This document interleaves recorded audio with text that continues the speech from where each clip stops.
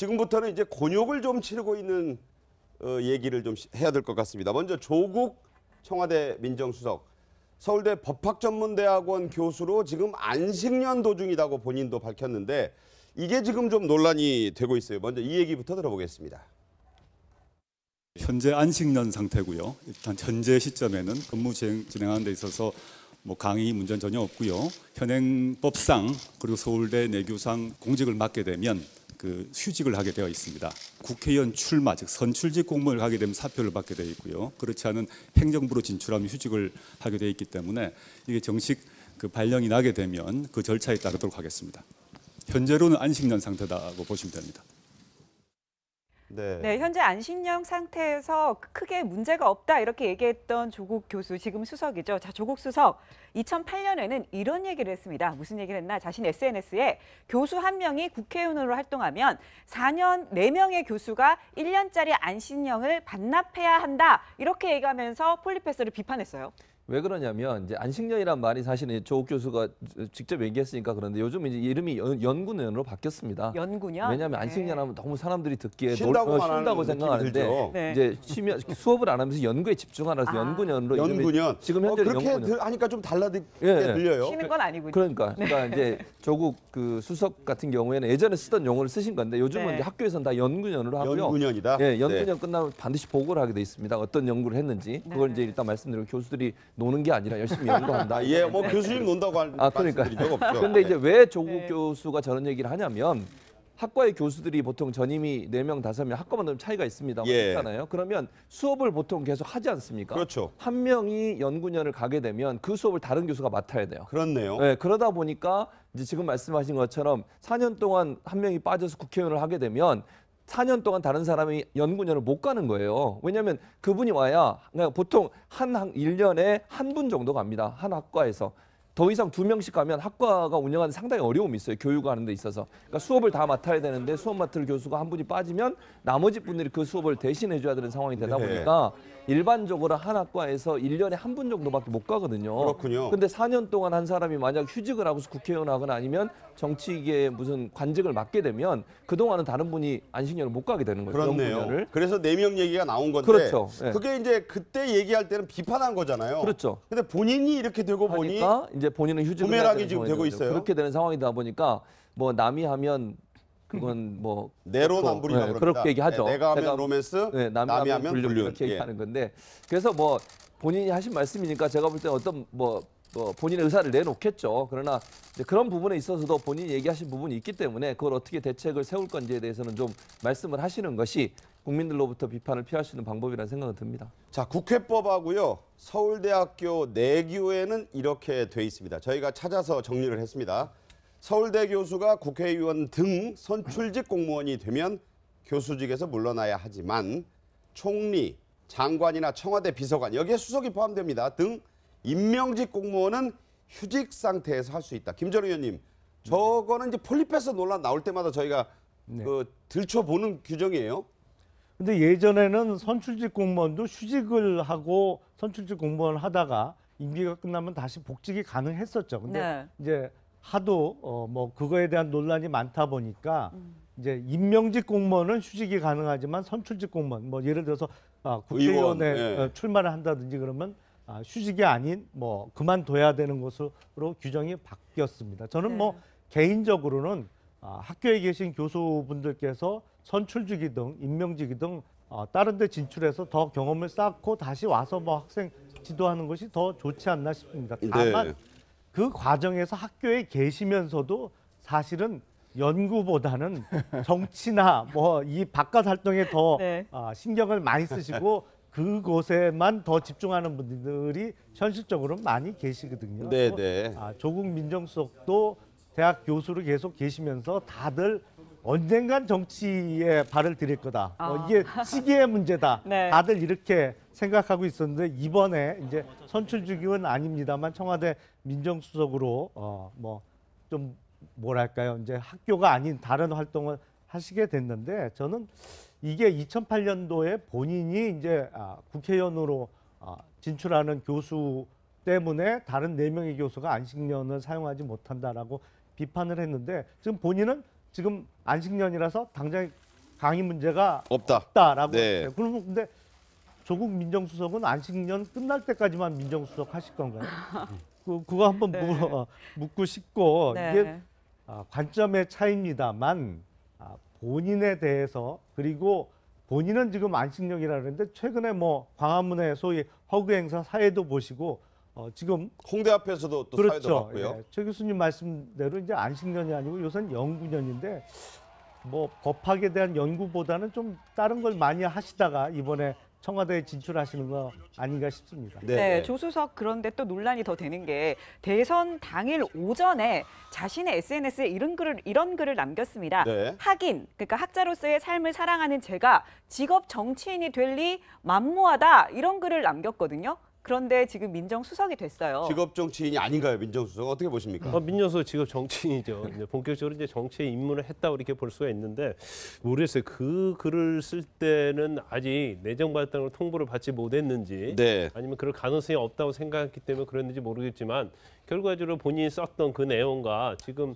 민정수석으로 임명된 것은 약간 모순점이 발견되잖아요. 그래서 네. 사실 이제 폴리패스에 대해서는 이전부터 많은 비판이 많이 있었죠. 그런데 일단 중요한 건 그거라고 생각해요. 이제 폴리패스라는 어떤 의미의 개념을 이제 어떻게 정할지는 모르겠지만 일단 교수 자체가 학업과 연구에 열중하면서 어떠한 국가적인 현안에 대해서 의견을 내는 건 그건 당연하다고 저는 봅니다. 네. 그런데 아까 말씀하신 것처럼 그냥 연구나 수업을 뒤로 제치고 오직 정치만을 위해서 쫓아다니는 그런 교수가 제가 볼 때는 전형적인 폴리패스라고 생각을 해요. 네. 그런데 또 본인이 또 그 트위터에 거기 올린 걸 보면 민정수석 임명된 다음에 두들겨 맞더라도 가겠다 이제 그런 식으로 얘기를 했는데 표현이 화제가 됐어요. 그렇죠. 두들겨 맞더라도. 네, 그 말은 본인이 일단 그 전에 폴리패스에서 굉장히 부정적으로 얘기를 했단 말이에요. 그러면 본인에 대한 어떤 비난이 굉장히 많이 있을 거라고 그것까지 예상을 하고 민정수석 임명에 대해서 인정을 하고 아무튼 정치계에 들어온 것 같아요. 그래서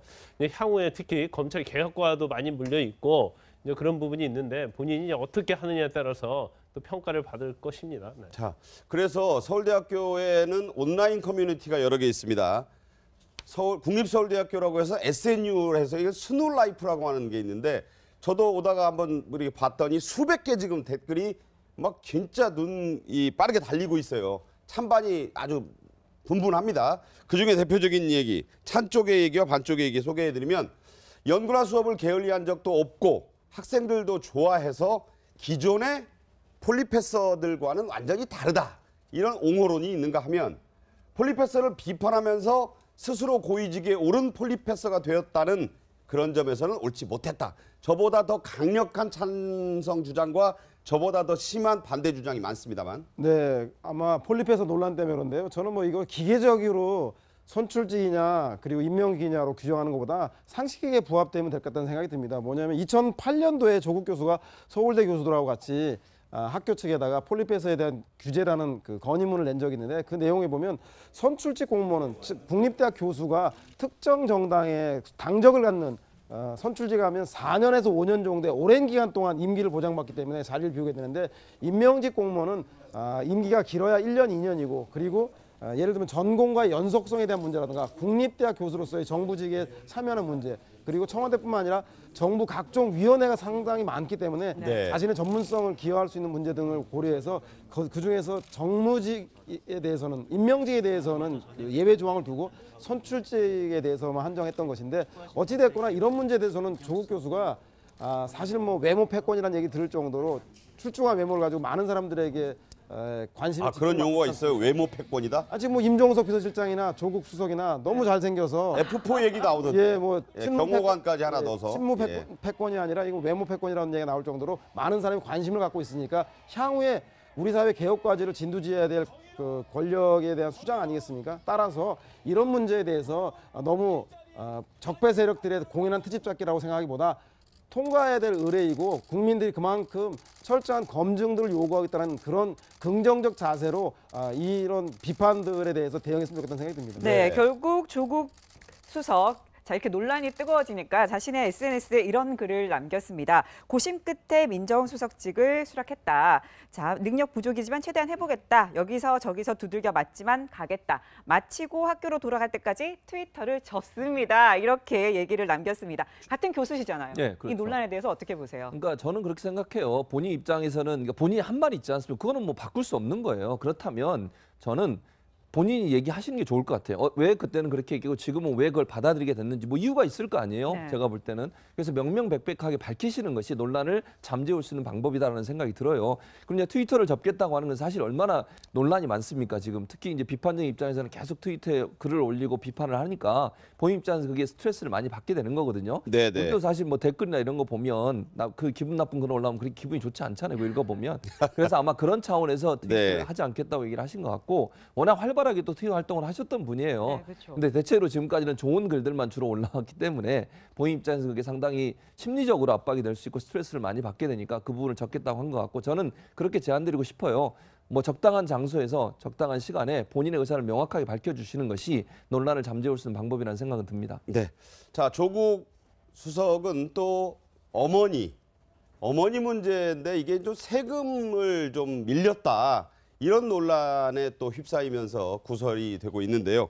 언제 때 얘기냐면 이게 2013년 4년 전에 9월 네. 재산세 얘기인데 자, 모친이 학교법인 웅동학원의 대표자인 박모 씨입니다. 어머니가. 그래서 학교법인의 이제 오너거든요. 그래서 경상남도 공고 저기 나오신 대로 제 1274호에 지방세 고액 상습 체납자 명단 공개의 공고문에 어머니가 저 학교법인 웅동학원 대표자인 박모 씨 조국 수석의 어머니가 안 낸 재산세 2,100만 원.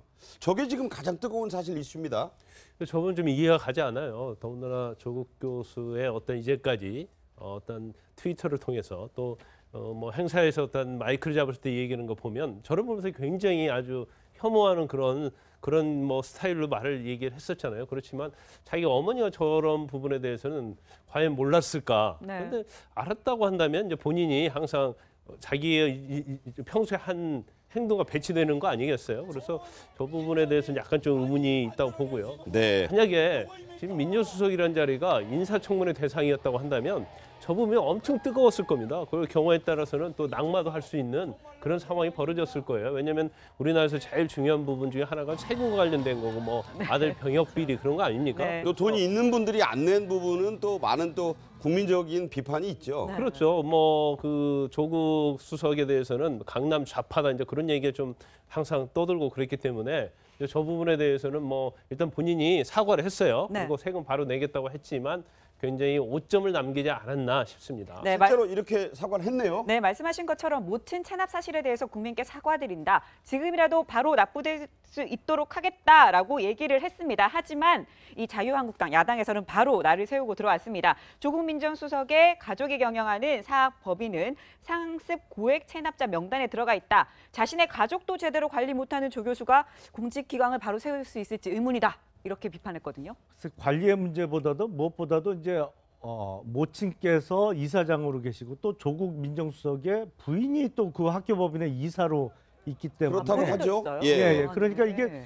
체납 사실을 모르기는 어려웠을 것으로 상식적으로 보입니다. 보기엔 좀 그렇죠. 고개를 네. 갸우뚱하게 되죠. 그리고 이게 뭐 작년 재산세도 아니고 이게 4년 전 재산세니까 그 사이에 계속 뭐 독촉장이나 뭐가 날라왔을 텐데 그럼에도 불구하고 이제 2,100여만 원을 4년째 납부하지 않은 거에 대해서는 글쎄요 이제 뭐 이제 내겠다 해갖고 해결될 문제인가 과연 이게 가장 뭐 앞서 말씀 주셨습니다만 국민의 기본적인 의무 중에 가장 큰 게 우리나라는 이제 병역 의무 남성들의 병역 의무와 그 다음은 이제 납세 의무 뭐 그 외에 뭐 교육의 의무 등도 있습니다만 가장 중요한 게 남성들의 병역과 네. 그리고 온 국민의 납세 의무인데 가장 기본적인 의무에 대해서 4년째 해태하고 있던 분이 또 무엇보다도 국가 기강을 참 바로잡아야 될 민정수석에 취임하는 거에 대해서 뭐 논란이 없을 수가 없을 것 같습니다. 네, 2,100만 원의 세금을 이렇게 오랫동안 안 내도 되는지는 몰랐네요. 그렇죠. 네. 이게 독촉장이 오기 때문에 아마 과태료가 더 쌓였을 것 같고. 그렇죠. 네. 그래서 제가 볼 때는 뭐 조국 수석이 빨리 이 사실을 인정하고 그리고 사과하고 시정하겠다고 한 건 아주 적절했던 것 같고, 다만 뭐 조국을 위한 변을 좀 하자면 제가 볼 때는 조국 수석 본인의 문제가 아니고 또 어머니가 체납한 것도 아니고 어머님이 대표로 있는 법인의 문제이기 때문에, 보통 아시겠지만 법인은 법인 사무처에서 모든 거를 하기 때문에 다소 등한히 했을 수 있었을 텐데, 본인이 다른 것도 아니고 공직기강을 총괄하는 민정수석이라는 자리에 오르기 때문에 이런 문제가 더욱더 불거진다는 것. 앞으로도 향후 이 문제에 대해서 명명백백하게 어떻게 처리했는지 결과까지도 국민에게 공유하겠다는 생각이 들고, 단 하나, 영화 친구에 보면 선생님이 아버지 뭐 하시노? 예. 예. 김광규 씨가 유호성 그 학생한테 성적이 떨어지자 너가 아버지 뭐 하시노 하면서 때리는 장면이 나오는데, 네. 여러 명한테 아버지 뭐 하시노 하면서 예. 볼을 꼬집죠. 그래서 제가 볼 때는 이 조국 교수가 직무에 관련된 문제에 대해서 정정당당하게 검찰 개혁이라던가 그다음에 권력기관의 사유화 문제를 하는지에 대해서 비판하고 하는 건 정정당당하지만, 나머지 문제, 너가 아버지 뭐하노 식의 이런 식의 비본질적인 문제보다는 본질적인 문제에 대해서 조국 교수에 대해서 비판하고 평가하는 것이 오히려 국민들을 위해서 도움이 되지 않겠나, 그런 생각 좀 해봅니다. 네. 근데 저는 약간 시각이 다른데, 남을 재단하려면 일단은 본인의 손이 깨끗해야 뭐 남을 재단을 하든지 어떤 개혁도 이룰 수 네, 있는데, 네. 본인의 손이 그렇게 깨끗해 보이지 않는다면 과연 이게 설득력이 있을까요? 네. 자, 어쨌든 뭐 이 문제는 민정수석이라는 자리는 언론이나 여론의 검증을 받는 자리라는 점에서 앞으로도 뭐 여기서 그칠지 또 무슨 새로운 다른 분들의 것이 나올 때 새 정부 때마다 늘 나오잖아요. 명쾌한 해명, 투명한 해명, 본인의 또 즉각적인 사과, 뭐 문제가 있다면 사과를 하고 아니라면 반박을 하고, 이런 모습이 필요하리라고 봅니다.